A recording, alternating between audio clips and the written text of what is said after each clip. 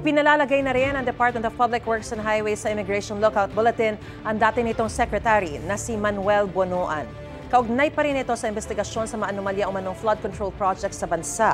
Ipinalalagay rin sa Immigration Lookout Bulletin si dating DPWH Undersecretary Roberto Bernardo, Candaba, Pampanga Mayor Rene Maglangke, gayon din ang kani-kanilang anak. Ito'y matapos ibunyag ni Senador Ping Lacson na magkakasosyo sa isang negosyo ang mga anak ni Maglangke, Bernardo at Bonoan na nakakuha umano ng malaking flood control project sa gobyerno.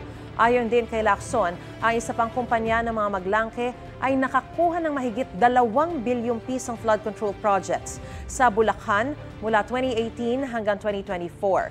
Dati na iginiit ni Bonoan na hindi siya sangkot sa maanumalyang flood control projects. Sinusubukan pa namin kunan ng pahayag si Maglangke at Bernardo. Gusto mo bang mauna sa mga balita?